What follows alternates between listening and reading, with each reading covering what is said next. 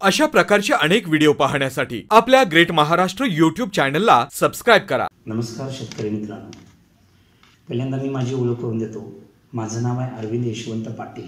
माझ्या गावाचं नाव नाणीबाई चिखली, कागल तालुक्यामधलं।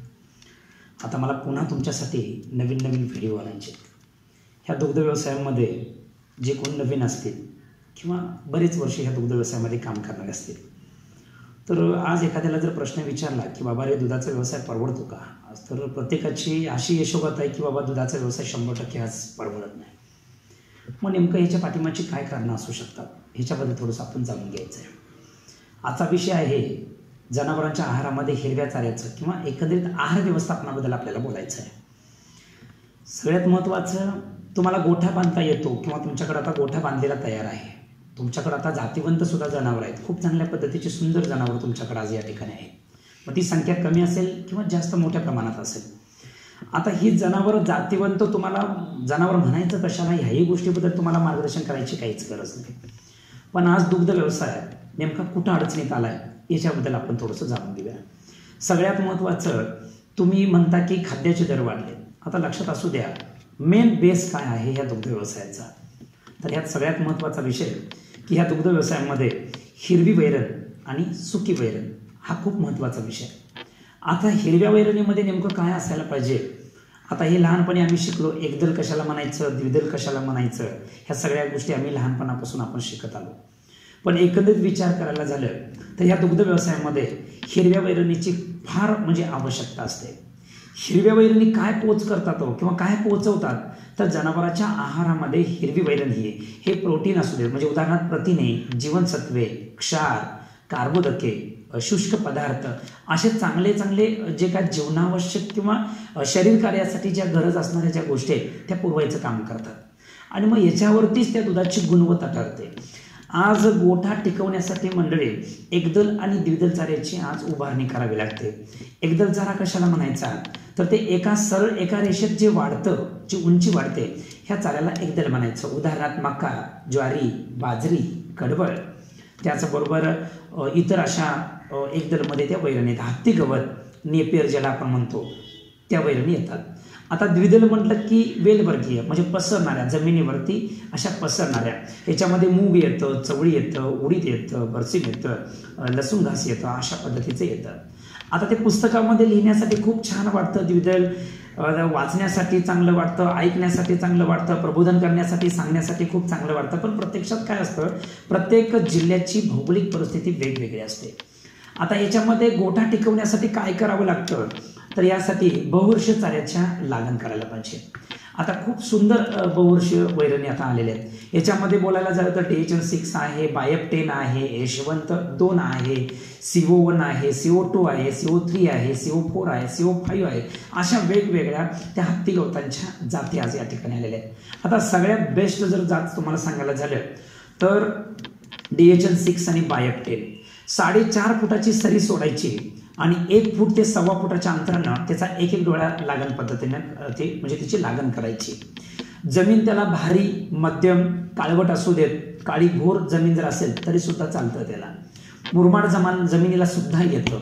आता सगळ्यात महत्त्वाचं त्याचं वैशिष्ट्य काय, तर त्या हिरव्या चाऱ्याचं खास वैशिष्ट्य, त्याला कूस नाही, म्हणजे त्याला काठी येत नाही, तिची उंची कमीत कमी 10 ते 11 फूट येते। आणि सगळ्यात महत्त्वाचा विषय की ह्या चाऱ्यामध्ये प्रोटीन लेवल खूप चांगल्या पद्धतीचं असल्यामुळं हे खायला सुद्धा गोडसर आणि खूप चांगल्या पद्धतीचं ते जनावर खातं, अगदी चाटून पुसून खातं। आता सगळ्यात महत्त्वाचा विषय काय, ह्याच्या चाऱ्याची जी काय कटाई आहे, म्हणजे त्याला आपण कापणी म्हणतो, दर 3 ते 4 महिन्याच्या दरम्यान येतं। आता वर्षातनं याच्या जवळजवळ 4 कापण्या होतात आणि ह्याचं वर्षाला जर ॲव्हरेज सांगायला झालं तर कमीत कमी 80 टन, जास्तीत जास्त 100 टन ॲव्हरेज मिळतं। म्हणजे एकरी एक कापणी दर 3 महिन्याला कमीत कमी सांगायला झालं तर 20 ते 22 टनाच्या दरम्यान ते 25 टनापर्यंत हिची कापणी म्हणजे जाते। हिची कापणी थोडीशी 2 बोटं राखून, म्हणजे जमिनीपासून थोडंसं राखून त्याला थोडंसं कापावं लागतं। अशा पद्धतीचं हे वैरणीचं व्यवस्थापन आहे। आता ह्याला जोड म्हणून लावायचे आहेत ह्या बहुवर्षीय गवताला मका असू देत, पण मकाच्या लष्कर आळीमुळे काय होतं, थोडासा शेतकरी आज आमचा नाराज झालेला या दुग्ध व्यवसायाच्या ह्या मक्या ह्या विषयामध्ये। मका हा विषय कसा आहे, हा वैरणीचा राजा आहे। जनावराच्या त्याच्यामध्ये चांगले ग्लुकोज किंवा त्याच्यामध्ये कार्बोहायड्रेट्स चांगले असल्यामुळं, प्रोटीन लेवल चांगले असल्यामुळं आणि त्याची गुणवत्ता चांगली असल्यामुळं हे दुग्ध व्यवसायामध्ये हा चारा राजा म्हणून वापरला जातो. पण ह्या राजावरच एक संकट आल्यामुळे थोडासा आमचा शेतकरी राजा सुद्धा त्याच्यावरती नाराज आहे. मग त्याला आपण पर्याय काय करायचा आहे, तर त्याला पर्यायाला आपण काय करायचं आहे, त्याला ज्वारी असू देत, कडवळ असू देत, न्यूट्रीफीड असू देत, अशा वेगवेगळ्या आता व्हरायटी आलेल्या आहेत. तर ती व्हरायटी सुद्धा त्याला आपण सपोर्टला देऊ शकतो. सांगायचा उद्देश काय, तुमच्या ह्या जनावराचा गोठा टिकवण्यासाठी अशा ह्या वारंवार कापण्या येणाऱ्या जर तुम्ही चारा जर केला तर आपल्याला गोठा टिकवता येतो. मका हे पीक जरी राजाचं असलं तर ही जी कापणी केल्यानंतर ह्याला परत पुन्हा फुटवा येत नाही. त्याच्यामुळे थोडंसं कसं होतं, रान म्हणजे पडून राहतं, खूप वेळ लागतो. तर हे कसं असं मल्टी कटिंग असल्यामुळं ही जी कापणी जशी जशी पुढे जाईल तसं ते पाठीमागनं जोरदार आणि जोमानं येतं. ह्यासाठी एका जनावराला त्याचं प्रमाण सुद्धा ठरलेलं आहे. या बहुवर्षी किंवा हत्ती गवतासाठी एका जनावरासाठी 4 गुंठ अशा पद्धतीने तिची लागण करायची आहे. तुम्हाला 10 जनावरांचं जर युनिट करायचं असेल तर तुम्हाला 1 एकर चारा क्षेत्र त्याच्या लागवडीखाली आणावं लागतं. 1 एकराच्या ह्या चाऱ्यामध्ये 10 जनावर आपण आरामशीर आपण पाळू शकतो. आज माझ्या गोट्यामध्ये बघितलं तर माझ्या 100 जनावरांना मी 10 एकर चाऱ्यासाठी क्षेत्र ठेवलेले आहेत. 7 एकर केलेलं आहे बहुवर्षीय वैरणी आणि 3 एकर केलेल्या अशा मिक्स वैरणी. त्याच्यामुळं काय होतं, जनावरांच्या दुधामध्ये प्रोटीन वाढल्यानंतर SNFची लेवल चांगली राहते आणि सगळ्यात महत्त्वाचं काय होतं, दुधाचं उत्पादन वाढतं. आणि ह्याच बरोबर हे झालं वैरणीच्या व्यवस्थापनामध्ये. आता ही वैरण ज्या वेळेला तुम्ही कुट्टी करता तर हिरवी वैरण काय करायचं, 1 दिवस त्याला सुकवून टाकायची. म्हणजे आज आणलेली 80% पाण्यानं भरलेली वैरण ही जरासं 24 तास सुकवल्यानंतर काय होतं, त्याच्यात पाण्याची लेवल थोडीशी कमी राहते आणि जनावरांच्या शरीरामध्ये चोथ्याचं प्रमाण वाढतं आणि त्याच्यामुळे फॅट सुद्धा चांगलं लागतं. तर कुट्टी करत असताना आज आणलेली वैरण ही उद्या सुकवून झाल्यानंतर उद्या कुट्टी करायची आणि कुट्टी करत असताना हिरवा चारा आणि सुका चारा त्याच्याबरोबर मीठ, सोडा आणि मिनरल मिक्सचर अशा पद्धतीचा त्याचा एक बेड तयार करा आणि मग तुम्ही त्या जनावराला खाऊ घाला. हिरवी तर हिरवी वैरण अजिबात खाऊ घालू नका, सुकी तर सुकी वैरण अजिबात खाऊ घालू नका. आणि माझी एक शेतकरी बांधवांना माझी मनापासून एक विनंती आहे की जनावराला चारा घालत असताना दिवसातनं 2च वेळेला चारा घाला, की बाबा सकाळी पोट भरून एकदा, संध्याकाळी. त्याचं एक नियोजन किंवा एक त्याचं वेळापत्रक ठेवा. सकाळी गोठ्याला 6 वाजता सुरुवात होणार असेल तर 3 तासच गोठ्यामध्ये काम करा. 7, 8 आणि 9 तुमचा गोठा टोटल 9 ते 10च्या दरम्यान बंद झाला पाहिजे आणि 10 वाजल्यापासून ते संध्याकाळी जवळजवळ 4, 4:30 वाजेपर्यंत तुमच्या गोठ्यात कुणी फिरकायचं नाही. खाल्लेला भाग हा पुन्हा बाहेर काढला जातो आणि शास्त्रीयदृष्ट्या तो चावला जातो. म्हणजे याला आपण रवंत करणं किंवा चरवण प्रक्रिया म्हणतो आपण याला. तर रवंत जेवढं चांगलं पचन संस्था जेवढी चांगली काम करेल तेवढं आपल्याला जनावरांच्या शरीरामध्ये रक्त तयार करता येतं आणि तेवढं रक्त फिरेल तसं दूध तयार करता येतं. ही एक सायकल आहे आणि या सायकलीनुसार किंवा ह्या चेननुसार जर आपण चाललो तर आपल्याला निश्चितपणे दुग्ध व्यवसाय किफायतशीर किंवा फायदेशीर होण्यास मदत होणार आहे. हे झालं आहार व्यवस्थापनाबद्दल. आज आपण चर्चा करायची आहे की जनावरांचा माज आणि माजाची लक्षणं. आता आहार व्यवस्थापनाला जोडूनच हा विषय आहे. आता माज आणि माजाचे लक्षणं हे बघा, जनावर तुमचं वेळेत माझ्यावर येणं, गाब जाणं, गाभण राहणं, गर्भाशयामध्ये वासराची वाढ चांगली होणं, जनावराच्या माजाच्या वेळेला गाभण धरल्यानंतर त्या गर्भाची चांगली वाढ होणं, वासरू व्यवस्थितरित्या बाहेर येणं आणि सगळ्यात महत्त्वाचा विषय काय, जनावराची जार किंवा ज्याला आपण वार म्हणतो, ही वार व्यवस्थित 4-4.5 तासामध्ये पडणं, अंग बाहेर न येऊ देणं, जनावराला तुम्हाला सांगायला झालं तर खुरांचा आजार कमी होणं, मस्तिष्क नावाचा आजार होणं, वंधत्व, म्हणजे ह्याच गोष्टीवरती सगळ्या खूप महत्त्वाचा विषय आहे. आता ह्या सगळ्याच्या पाठीमागचं कारण कुठलं येतं की तुम्ही आहार व्यवस्थापनामध्ये जर कमी पडला तर 100% तुमच्या गोठ्यामध्ये जनावर माजाच्या तक्रारी सुरू करतं. आता याला कुठलं कारण काय की बाबा मालकाचं व्यवस्थापन ह्याला सगळ्यात महत्त्वाचं कारण आहे. आता जनावराचा माज येणं, आता एक शेतकऱ्याच्या अशा अडचणी असतात की जनावर वेळेत माझ्यावर येतं पण गाभच धरत नाही. बरं, आता दोष कुणाला द्यायचा, मालकाला द्यायचा, त्या जनावराला द्यायचा, त्या मालकिनीला द्यायचा का त्या डॉक्टरांना द्यायचा. आता या चौघांच्या मध्ये ते जनावर भरडलं. आता त्याला दोष देण्यापेक्षा आपण व्यवस्थापनच सुधारलं तर ह्या दुग्ध व्यवसायामध्ये खूप चांगली प्रगती होऊ शकतो. आता या दुग्ध व्यवसायामध्ये सगळ्यात महत्त्वाचा विषय जर कुठला असेल तर जनावराचा माज. जर दरवर्षी ते जर आई होत गेलं तरच आपल्याला आर्थिकदृष्ट्या ती जनावर परवडणार आहेत.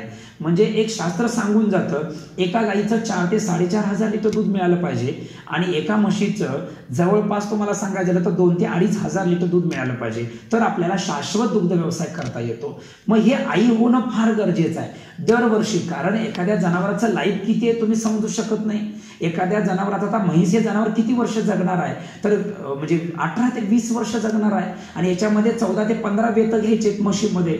आणि गाय किती जगणार आहे, संकरित गाय तुमची 14 ते 15 वर्ष जगणार आहे, त्याच्यापेक्षा जास्त ती जगणार नाही. आता याच्यामध्ये 11 ते 12 वेत घ्यायचे. आता ही 12 वेत घ्यायची झाली तर दर वर्षाला तिचं वेत आपण घेतलं पाहिजे. मग वेत मिळत नाही याचा अर्थ काय, गाभाच्या तक्रारी चालू आहे तुमच्या गोठ्यामध्ये. मग आता गाभाच्या तक्रारी का चालू झाल्या, तर सगळ्यात महत्वाचा बेस कुठला असेल तर हिरवी वैरण, वाळलेली वैरण, त्या जनावराला जंताचं औषध, मिनरल मिक्सरचा नियमितपणे वापर आणि सगळ्यात महत्वाचं तुमचं जनावर हे मुक्त गोठ्यामध्ये असलं पाहिजे. मुक्त संचार पद्धतीचा गोठा म्हणजे डॉक्टर मुक्त गोठा, लक्षात असू द्या. ही संकल्पना प्रत्येकानं आज म्हणजे अवलंबली पाहिजे. आज बहुतेक शेतकरी काय करतो, एकदा जनावर गोठ्यामध्ये बांधलं की वर्षानुवर्ष त्या एखाद्या गोठ्यामध्येच ते बांधून असतं आणि त्याच्यामुळे काय होतं, त्याचा मानसिकता त्याची बदलून जाते, त्याचा स्वभाव चिडचिडा होतो. जनावराचं व्यायाम नसल्यामुळं त्या जनावराच्या गर्भाशयाला चालना मिळत नाही, त्या जनावरांचे खूर विनाकारण वाढत असतात, जनावरांना गुडघी नावाचा आजार होतो. सगळ्यात महत्वाचं जनावरांची मानसिकता ढासळल्यामुळं किंवा मानसिक ताणतणावाखाली ते राहून जातं, जनावराचा स्वभाव चिडचिडा होऊन ते मारख्या स्वभावाचं होतं. सगळ्यात महत्वाचा विषय, जनावर पाना नावाचा प्रकार सोडत नाही आणि सगळ्यात महत्वाचा आजचा जो विषय आहे, त्या जनावरांच्या गर्भाशयामध्ये विपरीत परिणाम होतो. जनावरांच्या गर्भाशयामध्ये इन्फेक्शन होतं, दह्यासारखी अशी पांढरी घाण पडत राहते, पिळसर घाण पडत राहते, पाण्यासारखा सोड पडत राहतो आणि मग शेतकऱ्याला ते दिसून येत नाही. त्या घाण पडलेल्यावरती शेण पडलं, लघवी पडली, त्याच्यावरच बसलं की काय होतं, ही घाण पडलेली जनावरांच्या निदर्शनाला येत नाही. त्याच्यामुळे माझ्यावर आलं एवढंच लक्ष देतो शेतकरी आणि त्या जनावराला आपण काय करतो, डॉक्टरांच्याकडनं लावून घेतो किंवा भरवून घेतो, AI करून घेतो. आणि मग काय होतं, कालांतरानं ते जनावर रिपीट ह्या पद्धतीनं म्हणजे रिपीट ब्रीडिंगमध्ये जातं जनावर ते. मग इनफर्टिलिटी होते. सगळ्यात महत्त्वाचं जनावरांच्या गर्भाशयावरती विपरीत परिणाम होतो आणि मग ह्याला काय होतं, दोष जो येतो, ती हरियाणाची म्हैस आमच्या गोठ्यामध्ये गाभ जात नाही किंवा महाराष्ट्रामध्ये गाभ जात नाही, याच्या त्याच्या गायी आपल्याकडे टिकत नाहीत, हे सगळे वेगवेगळे संदर्भ म्हणजे विनाकारण हा दुग्ध व्यवसाय बदनाम होत जातो. मग याच्यासाठी आपण काय करूया, आज तुम्हाला मला सांगायचं आहे, गाभाच्या तक्रारी जर कमी करायच्या असतील तर जगात ह्याच्यापेक्षा वेगळं काय टेक्निक नाही. 1 नंबरचं टेक्निक, तुमचं जनावर सदृढ आणि निरोगी राहण्यासाठी मुक्त संचार गोठ्याच्या पद्धती असायला पाहिजे. 2 नंबरला 24 तास पाण्याची सोय असायला पाहिजे. 3 नंबरला तुमचा जनावराचा आहार खूप परिपूर्ण आणि सुंदर, एक तर एक वैरण घालू नका, हिरव्या चाऱ्याबरोबर वाळलेला सुका चारा सुद्धा दिला गेला पाहिजे. त्याच्याबरोबर मीठ आणि सोड्याचा वापर करत चला. मिनरल मिक्सर दररोज 50 ते 100 ग्रॅमपर्यंत डेली देत चला. सगळ्यात महत्त्वाचं, जनावराला जंताचं औषध वर्षाकाठी तुम्ही 2 ते 3 वेळा देत चला. लसीकरण करून घेत चला. आणि एक लक्षात ठेवा, हे सगळं जर तुम्ही पुरवलं तर त्या जनावराची तब्येत चांगली राहील, गाय आनंदी राहील.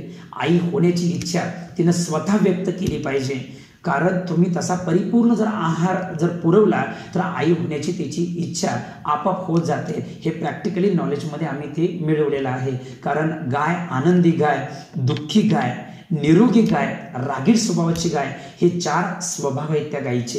हे जर ओळखता आलं तर दुग्ध व्यवसायामध्ये खूप काही प्रगती होऊ शकते. आज या ठिकाणी मी इथंच थांबतो. धन्यवाद. ह्या अशा पद्धतीचं जर तुम्हाला मार्गदर्शन घ्यायचं असेल तर अशा ह्या व्हिडिओवरती किंवा हे फक्त ट्रेलर झाला, तुम्हाला खरोखर जर ह्या विषयामध्ये किंवा दुग्ध व्यवसायामध्ये जर प्रगती करायची असेल तर तुम्ही आमच्या मायक्रो ट्रेनिंग सेंटरला तुम्ही जरूर भेट द्या. निवासी ट्रेनिंगला भेट द्या. निवासी ट्रेनिंगमध्ये तुमचा चहा, नाश्ता, राहायची सोय आणि परिपूर्ण ह्याच्याही पेक्षा खूप चांगल्या पद्धतीचं, कारण वेळेचा अभाव असतो, 4-5 मिनिटांमध्ये हा व्हिडिओ तुमच्यापर्यंत मी पोहोचवायचा मनापासून मी प्रयत्न करत असतो. मला इथं काय पैसे मिळवायचा हा उद्देश माझा नक्कीच नाही. समजून घ्या, यंत्रणेची फी फक्त आपल्याला द्यायची आहे आणि तुम्ही इथे यायचं आहे आणि तुम्ही दुग्ध व्यवसायामध्ये तुम्ही एक ह्याच्याकडे शेणघाणीचा धंदा न बघता ही एक कंपनी म्हणून तुम्हाला चालवायचं आहे, तुम्हाला उद्योजक करायची ही माझी स्वप्न आहे. ही मनापासून तुम्हाला मला विनंती आहे. जरूर आमच्या ट्रेनिंग सेंटरला भेट द्या. धन्यवाद. नमस्ते. अशा प्रकारचे अनेक व्हिडिओ पाहण्यासाठी आपल्या ग्रेट महाराष्ट्र YouTube चॅनलला सबस्क्राईब करा.